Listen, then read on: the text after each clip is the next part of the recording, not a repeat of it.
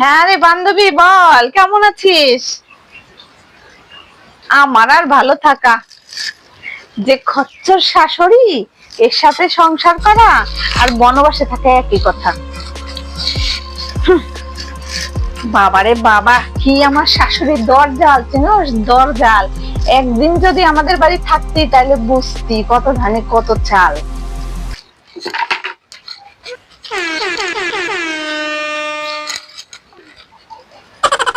আরে আমার শাশুড়ির মতো শাশুড়ি হয় নাকি? সাক্ষাৎ দেবী। আমি যে এরকম ভালো শাশুড়ি পাবো সেটা তো আমি বুঝতেই পারি না। তুই যে বলস 10 গ্রাম খুঁজেও আমার শাশুড়ির মতো শাশুড়ি পাবি না। জল যেমন সরল, আমার শাশুড়িও তেমন সরল।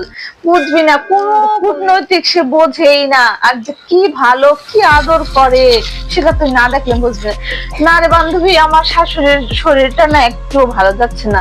আমার যাওয়া হবে না রে, তোরাই যা, কক্সবাজার ঘুরে আয়। আমার আর যাওয়া আরে হবে বাবা, না রে। তুমি যাও যাও, তুমি না করো, এখনই এখনই বলো তুমি না যাও। মা, আপনার তো শরীরটা ভালো না। আরে তুমি বলো বলো। না মা, ঠিক আছে বান্ধবী, হ্যাঁ হ্যাঁ তুই বলিস কটার সময় টিকিট কাটতে হবে। আমার জন্য একটা টিকিট কাটিস। হ্যাঁ হ্যাঁ আমি যাবো, আমার শাশুড়ি তো আমাকে পারমিশন দিয়েই দিচ্ছে। হ্যাঁ ঠিক আছে, আইছে আমার সাথে পাঙ্গা দিতে। ঠিক আছে মা। হ্যাঁ রে বান্ধবী, ঠিক আছে আমি যাবো।